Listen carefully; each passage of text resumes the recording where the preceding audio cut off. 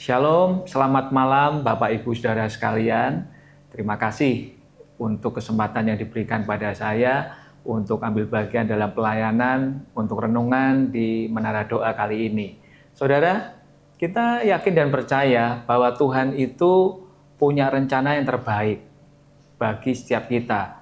Bahkan orang Israel, bangsa pilihan Tuhan yang ditetapkan dan Tuhan panggil untuk menjadi umat kesayangannya, itu menjadi hal yang tidak terelakkan dalam kehidupan bangsa Israel. Namun sayang, pemimpin dari bangsa Israel sendiri selalu menjadi tolok ukur bagi kesejahteraan dan kemakmuran suatu bangsa. Tidak bisa hadir menjadi solusi, menjadi penjamin rasa aman bagi kehidupan bangsa Israel. Ya, bahkan dalam skop lebih kecil itu mereka gagal untuk memberikan yang terbaik bagi pengikut-pengikutnya.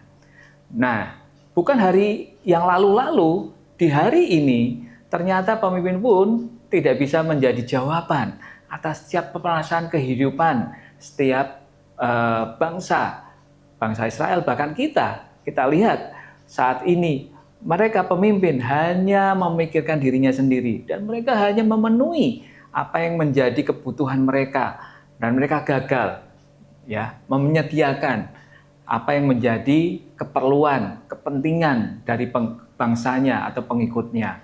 Saudara, ini nyata di tengah-tengah bangsa Israel. Tuhan pun mengalami hal yang tidak enak melihat para pemimpin Israel selalu tidak memberi contoh, tidak memberi teladan bagi bangsa Israel sendiri.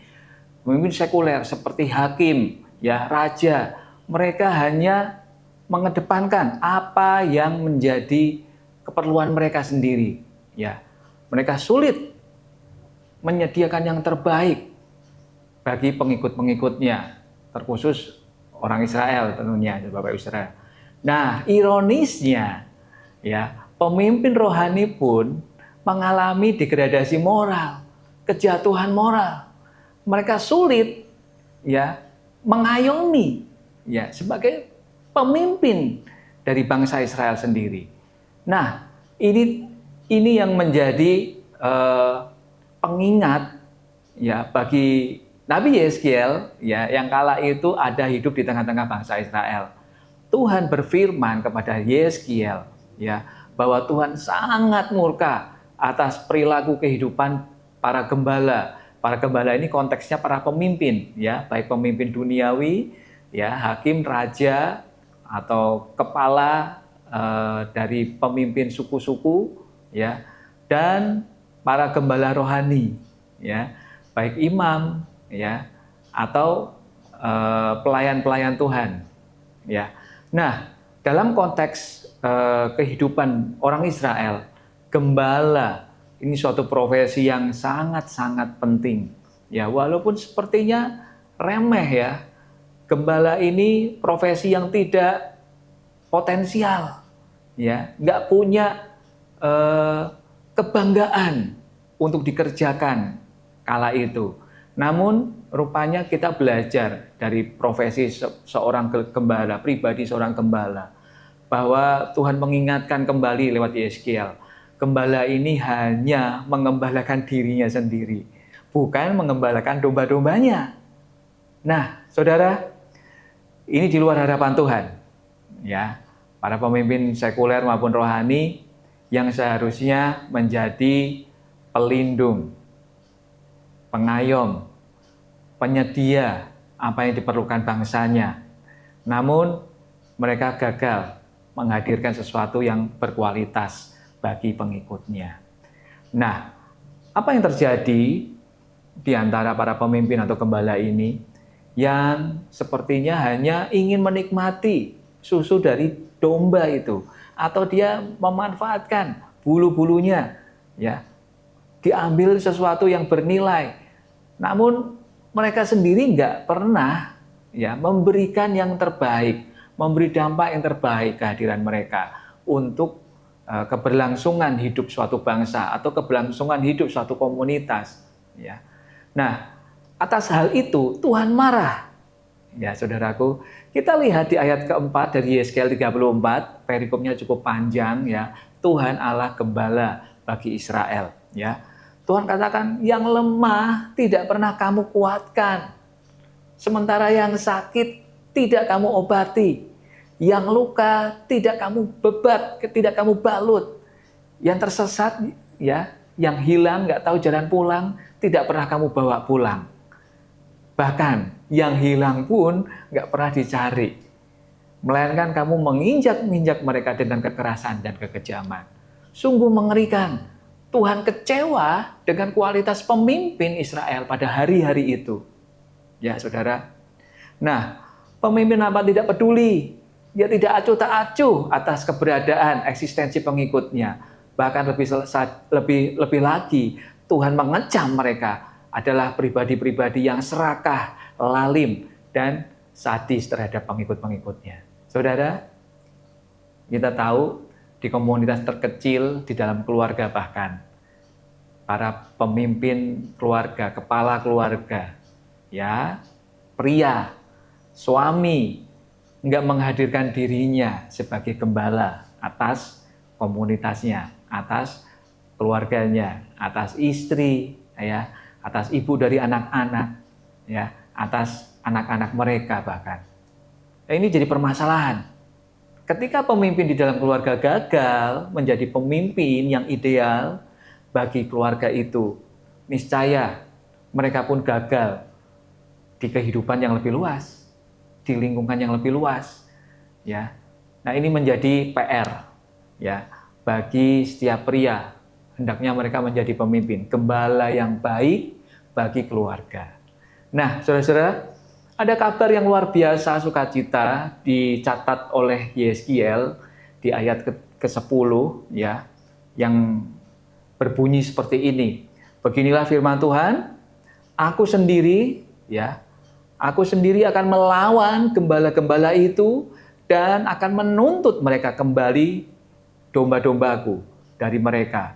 Tuhan rebut kembali domba-domba dari kehidupan para pemimpin yang lalim tadi. Dan akan memberhentikan mereka menggembalakan domba-dombaku. Gembala-gembala itu tidak akan terus-menerus lagi menggembalakan dirinya sendiri. Dan aku akan melepaskan domba-dombaku dari mulut mereka sehingga mereka tidak lagi menjadi makanannya. Saudara, Tuhan sendiri bangkit, ya, untuk melawan para gembala-gembala itu, ya, yang tamak, yang jahat, yang Tuhan gambarkan. Mereka hanya menghidupi dirinya sendiri, menggembalakan dirinya sendiri, ya. Tuhan memberhentikan mereka, artinya Tuhan memecat mereka dari jabatan mereka atas yang dipercayakan Tuhan untuk memimpin bangsa Israel, ya. Ingat nas yang menyebutkan bahwa Allah mengangkat raja dan memberhentikan raja. Tuhan berkuasa menetapkan seorang pemimpin, ya, dan memberhentikan pemimpin itu sendiri saat mereka tidak bisa memberi yang terbaik bagi bangsa atau komunitasnya. Artinya, ini menjadi pengingat dari para pemimpin untuk mawas diri. Bahwasanya apabila mereka tidak bisa mendedikasikan yang terbaik bagi pengikutnya, mereka harus mengalami sanksi atau hukuman dari Allah. Mereka dicopot dari posisinya, dari jabatannya, dan mereka kehilangan kepercayaan dari Tuhan. Saudara, kita akan memikirkan lebih dalam apa yang Tuhan firmankan kepada Yeskiel di Yeskiel 34 ini. Ya, ada hal-hal yang menarik yang kita bisa lihat ketika Allah sendiri menjadi gembala bagi orang Israel. Ya, ayat-ayat berikut akan menolong kita untuk kita memahami ada 3 hal yang Tuhan sampaikan kepada Yeskiel, peran seorang gembala, yaitu yang pertama sebagai the savior atau juru selamat. Ya, Bapak Ibu bisa simak di Yeskiel 34 ayat 11 sampai 16, ya. Mari kita baca sama-sama kebenaran firman Tuhan ini. Yeskiel 34 ayat 11 sampai 16. Beginilah firman Tuhan. Sebab beginilah firman Tuhan, dengan sesungguhnya aku sendiri akan memperhatikan domba-dombaku dan mencarinya. Seperti gembala mencari dombanya pada waktu domba itu tercerai dari kawanan dombanya, begitulah aku akan mencari domba-dombaku, dan aku akan menyelamatkan mereka dari segala tempat kemana mereka diserahkan pada hari berkabut dan hari kegelapan. Aku akan membawa mereka keluar dari tengah bangsa-bangsa dan mengumpulkan mereka dari negeri-negeri dan membawa mereka ke tanahnya. Aku akan mengembalakan mereka di atas gunung-gunung Israel, di alur-alur sungainya, di semua tempat kediaman orang di tanah itu. Di padang rumput yang baik akan kugembalakan mereka, dan di atas gunung-gunung Israel yang tinggi, disitulah tempat penggembalaannya. Di sana tempat penggembalaan yang baik, mereka akan berbaring dan rumput yang subur menjadi makanannya di atas gunung-gunung Israel. Aku sendiri akan menggembalakan mereka, domba-dombaku, dan aku akan membiarkan mereka berbaring. Demikianlah firman Allah. Yang hilang akan kucari, dan yang tersesat akan kubawa pulang. Yang luka akan kubalut, yang sakit akan kukuatkan, serta yang gemuk akan dan yang kuat akan kulindungi. Aku akan menggembalakan mereka sebagaimana seharusnya. Luar biasa, Bapak Ibu Saudara. Tuhan berfirman bahwa Dia akan menjadi juru selamat. Dia akan menyelamatkan domba-domba yang terhilang, yang tersesat, yang mereka pergi gak pernah tahu ke mereka berjalan. Namun begitu luar biasa, begitulah Allah kita. Ya, dalam konteks sebagai gembala, sebagai pemimpin dari kehidupan kita, Tuhan tidak pernah lupa, Tuhan tidak pernah lalai. Tuhan selalu mengasihi kita. Dia cari domba yang hilang itu. Dia cari. Ketika dia temukan, dia bawa mereka. Ya, yang terluka dibalut. Yang sakit dirawat hingga sembuh. Saudara, Allah hadir membela kepentingan para domba atau umatnya. Luar biasa, bertolak belakang. Ya, di ayat 3 dan 4. Perilaku gembala begitu jahat, nggak memperdulikan apa yang diperlukan domba-domba itu. Ya, saudara, domba adalah hewan ternak yang paling lemah. Ya, yang sangat mudah dimangsa, ditaklukkan, dikendalikan oleh predator atau penguasa. Ya. Kita tahu hewan-hewan buas itu dengan mudahnya pasti menaklukkan para domba-domba. Namun luar biasa. Ya, Tuhan berjanji di ayat yang ke-11. Tuhan memperhatikan, Tuhan peduli atas kehidupan domba-domba itu. Dan mereka dicari Tuhan, dimanapun mereka ada, Tuhan berusaha mencari. Dia mau selamatkan kita. Tuhan selamatkan pribadi-pribadi yang hilang dari hadirat Tuhan. Hari-hari ini, kalau engkau, saya juga mengalami pergumulan hidup, permasalahan hidup, jangan lari dari Tuhan. Jangan pergi seperti domba yang mau cari solusi di luar pemimpin-pemimpin kita. Tapi hadirlah, carilah Tuhan. Carilah Tuhan Allah sebagai gembala atas hidup kita. Dia pasti akan tolong kita. Amin. Ya, sejurus dengan apa yang dikatakan Allah kepada Yeskiel, Tuhan Yesus pun pernah mengajar kepada para murid. Ya, bahwa betapa berharganya satu domba di mata Tuhan, ya, dibanding domba-domba yang lain. Tuhan selalu mengistimewakan satu yang hilang dibanding domba-domba yang lainnya. Ini menggambarkan betapa Tuhan sangat menghargai jiwa atau nyawa seorang yang dikasihinya. Ya. Nah, kita seharusnya bersyukur bahwa kehidupan kita selalu dalam perlindungan Tuhan. Tuhan mengatakan di ayat yang ke-13, ya, aku akan menggembalakan mereka, kata Tuhan. Aku akan menggembalakan domba-dombaku di atas gunung-gunung Israel, di tempat-tempat yang tinggi, yang mana Tuhan sendiri sudah menyediakan bagi mereka tempat yang terbaik, padang rumput yang hijau, dengan sungai-sungainya, dengan aliran air yang boleh menyegarkan mereka. Saudara, Tuhan luar biasa. Tuhan menyelamatkan mereka dan mereka, para domba itu, dibawa kembali untuk Tuhan taruh di tempat yang terbaik. Saudara, gunung bicara tempat hadirat Tuhan, tempat Allah bersemayam, ya. Dan Tuhan ingin setiap domba-domba, setiap pengikut-pengikutnya, kita semua ada di dalam hadirat Tuhan, dalam tempat perlindungan Tuhan, tempat terbaik di mana kita bisa hidup menikmati apa yang Tuhan janjikan, kesejahteraan dan kemakmuran. Ya. Nah, saudara, ini yang menjadi sukacita kita, ya, bahwa Tuhan sebagai juru selamat, the Savior, ya, selalu Dia hadir. Nah, kita akan ingat atas pribadi Daud, ketika Daud hadir di tengah-tengah pasukan Israel yang mendapat tantangan dari Goliat. Dia katakan apa? Aku akan hadir melawan Goliat, 1 lawan 1. Ketika itu Bapak Ibu, Saudara, Goliat menantang pasukan Israel, pasukan bala tentara Allah. Namun ironisnya tidak satu pun dari orang-orang Israel, prajurit Israel, pahlawan Israel berani menghadapi Goliat. Namun Daud katakan apa? Aku datang dengan membawa nama Allah yang Maha Kuasa. Kamu telah menghina kawanan Tuhan dan engkau menjadi lawanku. Tuhan menyerahkan engkau ke dalam tanganku, kata Daud. Nah, ini menarik. Ya, Saudara, kita akan baca di bagian yang berikutnya. Apa peran Tuhan sebagai gembala di kehidupan orang-orang Israel, ya. Tuhan rindu, ya.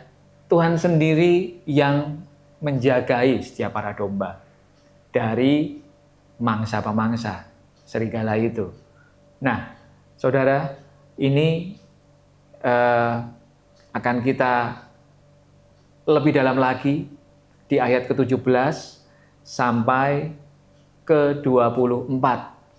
Bahwa Tuhan sebagai gembala, Dia mengambil fungsi sebagai the advocate, pembela, sang pembela yang membela kehidupan setiap para domba itu.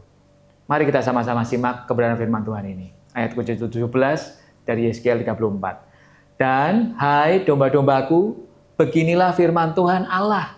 Sungguh, aku akan menjadi hakim di antara domba dengan domba, dan di antara domba jantan dan kambing jantan.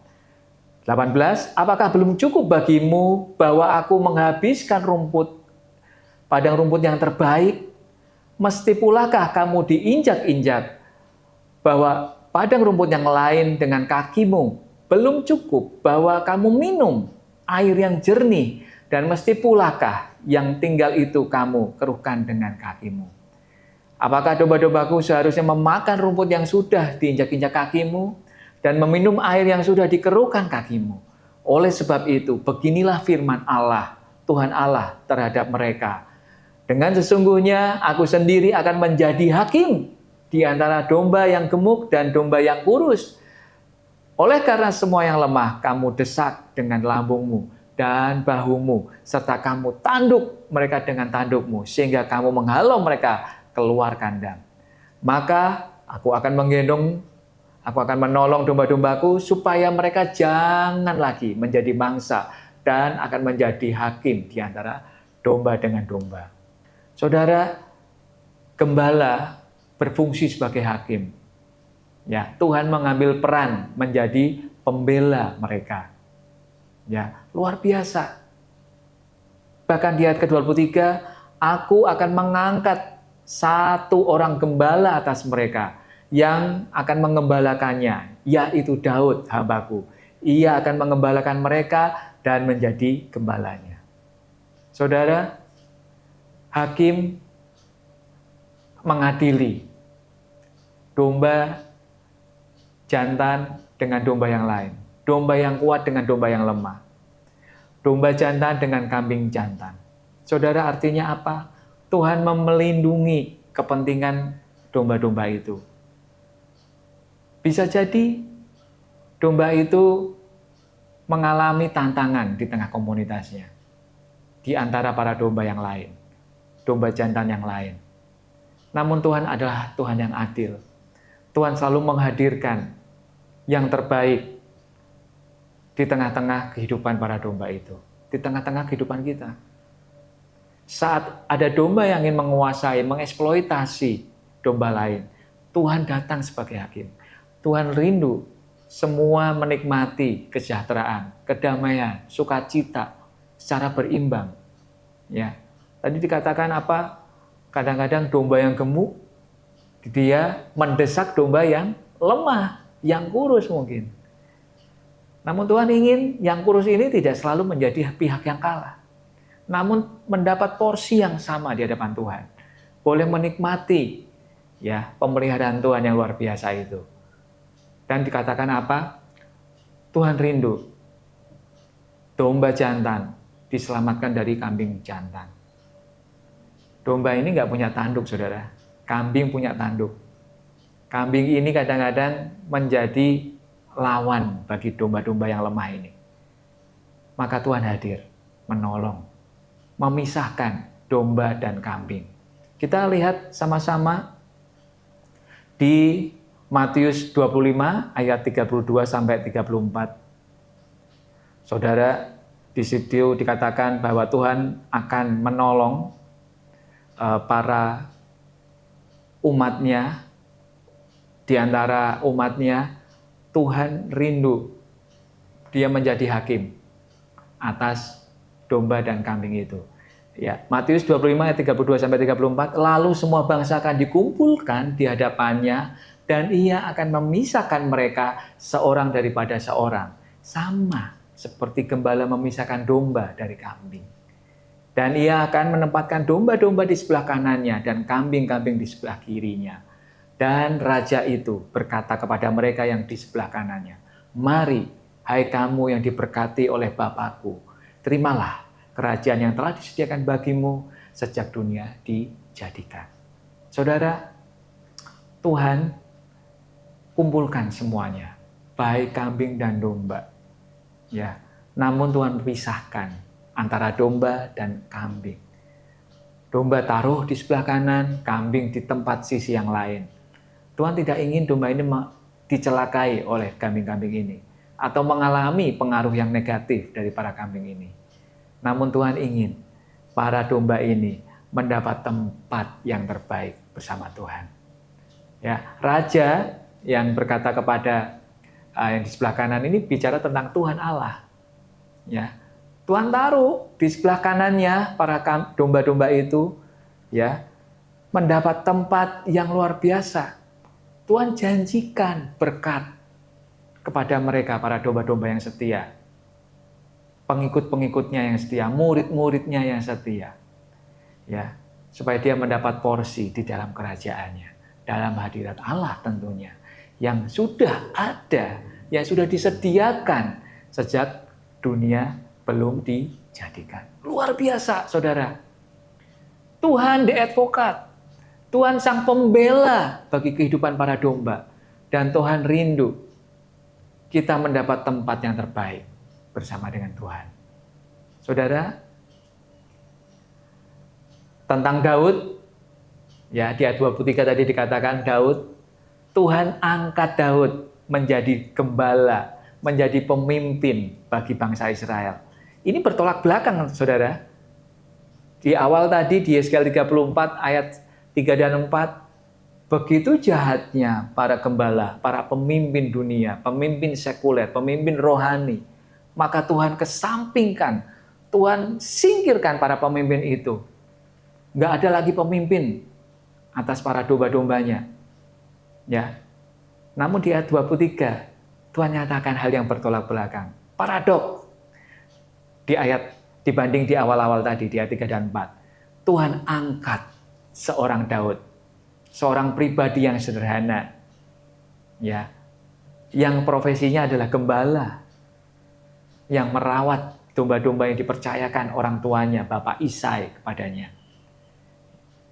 Dia angkat seorang gembala bernama Daud. Dan dia hambaku, hamba yang dipilih Allah untuk mengembalakan setiap domba-domba mereka. Ya. Ini menarik.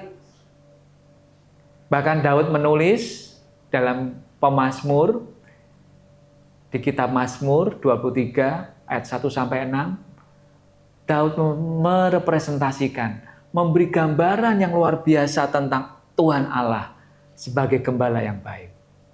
Dia katakan apa? Tuhan adalah gembalaku dan aku tidak akan pernah kekurangan. Apa yang Tuhan sediakan bagiku? Ya. Tuhan bawa aku ke padang rumput yang hijau. Ya. Dia menyediakan air yang segar untuk kunikmati. Ya. Walaupun ya belum tentu keadaan menjadi aman.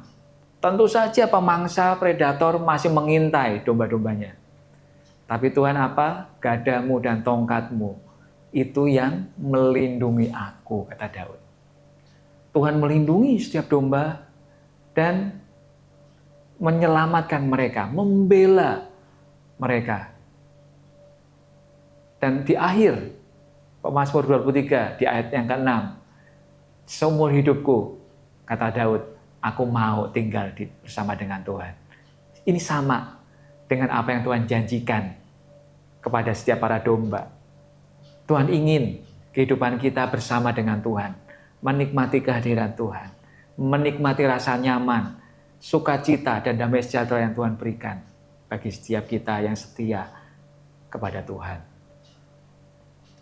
Saudara, Daud adalah pemimpin atas Israel.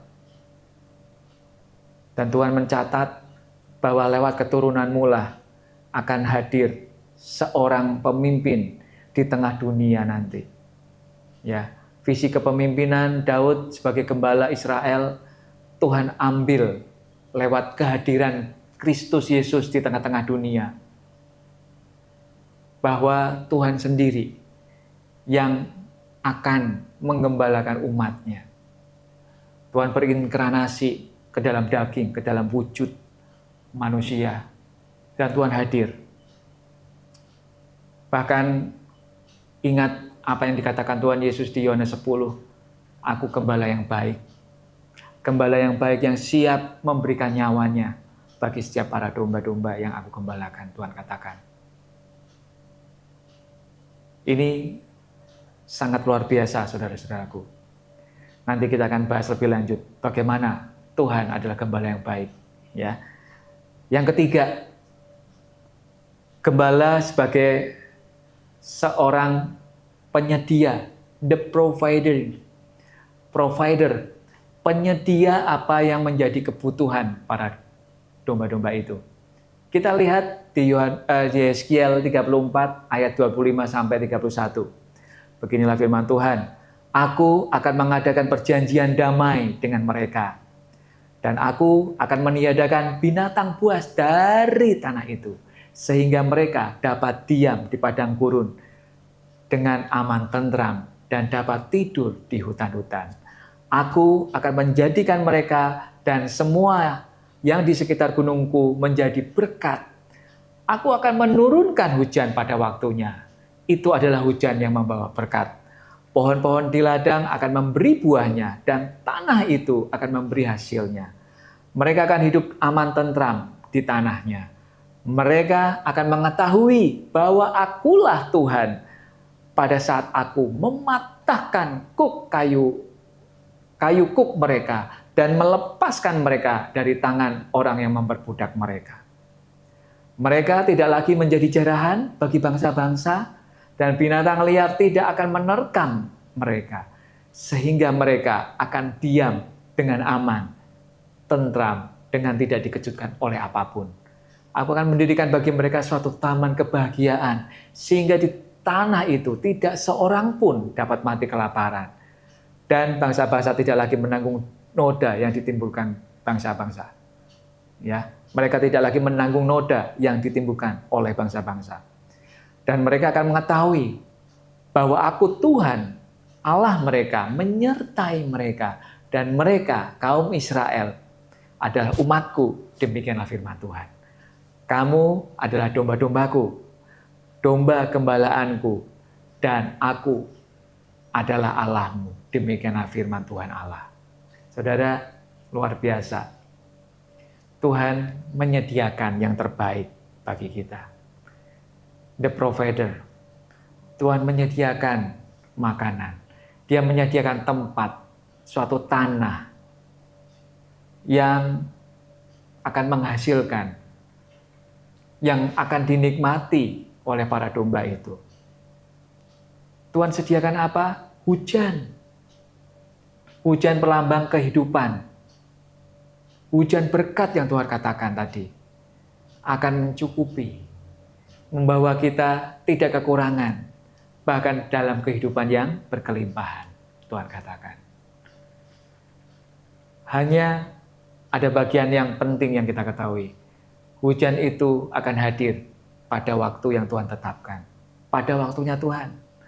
Bukan pada waktu kita, saudara. Ya, ini luar biasa. Tuhan sang penyedia sebagai perlambang bahwa Tuhan itu melindungi, mengayomi, memelihara setiap kehidupan umatnya. Dan ini Tuhan rindu saat engkau mengalami pergumulan hidup. Ya, sepertinya hidup kita dipasangi kuk yang membuat kita terdesak, kita tertekan akan kehidupan ini. Tapi tadi Tuhan katakan apa di ayat ke-27? Tuhan akan patahkan kayu kuk itu. Ya, Tuhan bebaskan beban di pundak kita, di kehidupan kita.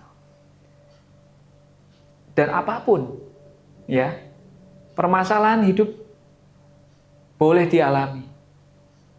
Pergumulan ekonomi, pergumulan fisik jasmani, ya, kerinduan akan hadirnya keturunan bagi yang belum punya anak, atau pergumulan mencari pasangan hidup. Saudara, ini kadang-kadang membuat kita menjadi tidak nyaman. Kita diperbudak oleh permasalahan-permasalahan yang hadir dalam kehidupan kita. Namun luar biasa, Tuhan menjadi pembebas. Tuhan membebaskan hidup kita dari permasalahan yang kita hadapin. Dan kita ditolong, tidak menjadi hamba bagi bangsa-bangsa yang menaklukkan. Ya, binatang liar tidak lagi menjarah kehidupan kita. Saudara, kita boleh bersyukur. Tuhan sebagai penyedia kehidupan yang luar biasa. Tuhan memberikan yang terbaik bagi kita. Taman kebahagiaan di ayat ke-29. Memberi pernyataan yang mendalam bahwa Tuhan menjamin kehidupan kita. Dan Tuhan tidak akan pernah biarkan kita kelaparan. Kita mengalami hal yang tidak enak. Tuhan selalu hadir, menyediakan yang terbaik bagi setiap kita. Ini suatu tanda providensia Allah, penyertaan Allah selalu ada bagi kita. Puji Tuhan. Saudara, Tuhan rindu setiap kita, domba-dombanya, umatnya, menyatakan bahwa Tuhan adalah Allah. Tuhan adalah Tuhan atas hidup kita. Tuhan adalah pemimpin atas hidup kita. Dan Tuhan sendiri yang mengembalakan setiap kita. Saudara, kita ingat di Yohanes tadi 10. Tuhan selalu hadir. Menjadi gembala yang baik. Bukan gembala yang jahat. Gembala yang jahat itu seperti gembala upahan. Gembala yang hanya dibayar untuk menjalankan fungsinya, profesinya. Tapi Tuhan tidak. Tuhan rela memberikan nyawanya bahkan bagi setiap domba-dombanya. Ya. Tuhan rindu. Ya. Tuhan hadir di kehidupan kita, saudara. Nah, apa yang menjadi pengingat bagi kita bahwa Tuhan selalu ada buat kita. Dia memperhatikan kehidupan kita. Belajarlah kita menjadi figur pemimpin yang baik di tengah kehidupan kita. Implikasinya apa, saudara? Hendaklah kita sebagai pemimpin-pemimpin di tengah-tengah kehidupan kita, mungkin sebagai seorang suami, sebagai seorang ayah, sebagai seorang bapak, sebagai seorang pemimpin di pekerjaan, di marketplace, di mana kita punya pengikut-pengikut, orang-orang di bawah kita. Hadirkan diri Anda menjadi seorang pemimpin, gembala yang baik, yang mengayomi, yang menyediakan yang terbaik, yang membela saat mereka mengalami ketidakadilan. Ini yang Tuhan rindukan. Ini yang Tuhan mau untuk kita buat, kita kerjakan di kehidupan kita. Saudara, ada yang menarik. Kalau tadi di awal saya katakan orang Israel, Bani Israel adalah bangsa yang terpilih, yang dipanggil Tuhan untuk menjadi milik kesayangannya. Namun kita boleh bersyukur, keselamatan itu bukan lagi menjadi identik bagi orang Israel. Apa maknanya, saudara? Di Yohanes 10 ayat 16, firman Tuhan berkata apa? Ada lagi padaku domba-domba yang lain yang bukan dari kandang ini. Domba-domba itu harus kutuntun juga, dan mereka akan mendengarkan suaraku, dan mereka akan menjadi satu kawanan dengan satu gembala. Tuhan katakan apa? Ada domba-domba yang lain. Bukan domba yang ada dalam kelompok yang Tuhan lindungi, yang Tuhan gembalakan. Tapi ada gembala lain, ada domba lain yang boleh datang dan ingin digembalakan. Artinya apa? Keselamatan bukan lagi eksklusif bagi orang Israel. Ketika orang Israel menolak kehadiran juru selamat bagi kehidupan mereka, Tuhan beri kesempatan seluas-luasnya bagi domba-domba yang lain untuk datang, dan Tuhan rawat, Tuhan pelihara di tengah-tengah hadirat Tuhan. Luar biasa, saudara. Tuhan hadir bagi kita. Kita bukan orang Israel, tapi kita Israel rohani yang boleh Tuhan tetapkan untuk Tuhan selamatkan, Tuhan bela, ya, dan Tuhan rawat. Tuhan sediakan yang terbaik bagi kita. Puji Tuhan. Mari engkau, para pemimpin-pemimpin di tengah-tengah kehidupanmu, jadilah gembala bagi orang lain. Ya, saya bersyukur komunitas youth sangat peduli satu sama lain. Para senior memperhatikan yang junior, hadir menggembalakan mereka, ya, membimbing mereka mengalami perjumpaan dengan Tuhan, mengalami pengalaman pribadi bersama dengan Tuhan. Ada satu kesaksian yang luar biasa. Seorang yang belum mengenal Tuhan dari seberang bertemu dengan kawan satu pekerjaan, dan dia bersaksi, saya 3 tahun tidak menjalankan religiusitas hidupnya, ibadah tidak pernah. Dia merasa kosong hidupnya, nggak tahu bagaimana hidupnya akan berlanjut. Namun ketika seorang teman di pekerjaan ini mengajaknya datang ke persekutuan doa komunitas youth, dalam doa dan penyembahan, dia katakan, saya mengalami kehadiran Tuhan. Ya, Tuhan hadir dan memberi sesuatu yang luar biasa dalam kehidupannya. Dia mengalami lawatan Tuhan, saudara. Belum dengar kebenaran firman Tuhan, baru doa penyembahan. Dia katakan, saya nggak tahu seperti apa rasanya. Tapi Tuhan datang mengurapi dari atas kepala sampai kaki. Saya merasakan getaran yang Tuhan hadir di tengah-tengah doa dan penyembahan. Saya belum pernah alami ini sebelumnya. Puji Tuhan, saudara, namanya Imam. Ya. Dan saat ini dia mulai belajar bertumbuh mengenal Tuhan. Saudara, ini menjadi kerinduan kita semua. Mungkin kita punya anak yang tidak diperhatikan. Kita gagal menjadi pemimpin atas keluarga kita. Kembali, hadirkan kehidupanmu sebagai gembala yang Tuhan inginkan. Rawat anakmu, rawat keluargamu. Karena Tuhan mau itu juga terjadi di kehidupan kita sehari-hari. Ya. Kesaksian yang kedua, saudara. Belajarlah kita mempedulikan orang lain. Ya. Suatu ketika saya sempat lihat status dari seorang mahasiswi yang dia ada di tengah-tengah rumah sakit. Dia mengalami gangguan nyeri di perutnya. Dan saya tanya, kamu mungkin akan mengalami gangguan di pencernaan. Ada peradangan inflamasi di perutmu. Kamu harus periksa semuanya ya. Dan malam itu dia diperiksa cek darah dan beberapa pemeriksaan awal di IGD di salah satu rumah sakit yang cukup besar di Semarang. Dan benar harus ada pemeriksaan lanjutan ke tim medis, dokter yang menangani penyakit dalam.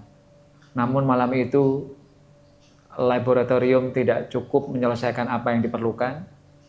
Besoknya dia harus lanjutan ke rumah sakit untuk pemeriksaan lebih mendalam. Saudara, keesokan paginya saya dikontak, dihubungi oleh seorang bapak yang lalu kami sempat berinteraksi untuk kami boleh bantu untuk tempat tinggalnya, pengembangan tempat tinggalnya. Kami kehilangan kontak hampir 4 bulan, 5 bulan. Namun tidak lama saya dikontak oleh mahasiswa ini. Tolong, Om, dampingi saya ke dokter. Sementara saya harus menemui bapak ini. Suatu kesempatan sebetulnya untuk mengerjakan yang lebih penting.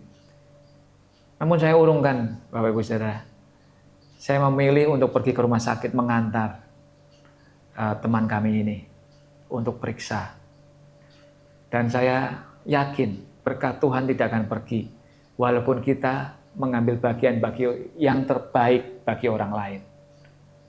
Ini suatu teladan ya yang boleh saya dapatkan dari Tuhan Yesus. Kalau Tuhan Yesus sebagai gembala siap memberikan nyawanya, kenapa begitu sulit saya menolong orang lain? Apakah saya harus memikirkan diri saya sendiri, tinggalkan teman kami ini, sementara saya harus urus pekerjaan yang lebih potensial? Saudara, belajar menjadi pemimpin. Pemimpin harus siap berkorban. Seperti Tuhan Yesus. Dia menjadi penyelamat. Dia menjadi pembela. Dan dia menjadi penyedia, pemelihara atas kehidupan setiap domba-dombanya, setiap umatnya, setiap murid-muridnya, setiap pengikut-pengikutnya. Kiranya firman Tuhan ini menjadi inspirasi bagi kita semua. Jadilah kita pemimpin yang peduli bagi orang lain, yang bisa mempertanggungjawabkan apa yang dipercayakan Tuhan kepada kita lewat domba-domba yang harus kita gembalakan. Puji Tuhan, Tuhan Yesus memberkati. Mari kita berdoa. Tuhan, kami mengucap syukur untuk setiap kebenaran firman Tuhan yang sudah Engkau berikan. Kami yakin dan percaya Tuhan, Engkaulah gembala yang baik, gembala sejati, gembala agung bagi kehidupan kami. Kami rindu Engkau mengembalakan kami di tengah-tengah kehidupan kami yang penuh tantangan dan rintangan ini. Kami rindu hidup kami dalam pemeliharaan Engkau. Kalau Engkau sudah selamatkan kami, Engkau sudah bela kami, Engkau angkat kami, Engkau pilih kami, dan kami menjadi bagian dalam kerajaan-Mu. Kami rindu Tuhan, Engkau pakai hidup kami. Menjadi gembala-gembala bagi orang-orang di sekitar kami. Menjadi pengayom bagi orang-orang di sekitar kami. Terima kasih Tuhan, terima kasih memberkati kami semua yang hadir. Biarlah firman Tuhan ini boleh kami mengerti, kami pahami. Namun lebih dari itu Tuhan, kami rindu menjadi pelaku-pelaku firman Tuhan. Terima kasih, dalam nama-Mu Tuhan Yesus Kristus, kami mengucap syukur dan berdoa. Haleluya, amin. Bapak Ibu Saudaraku, beginilah firman Tuhan yang boleh saya sampaikan. Kiranya Tuhan memberkati setiap kita. Tuhan Yesus memberkati. Amin.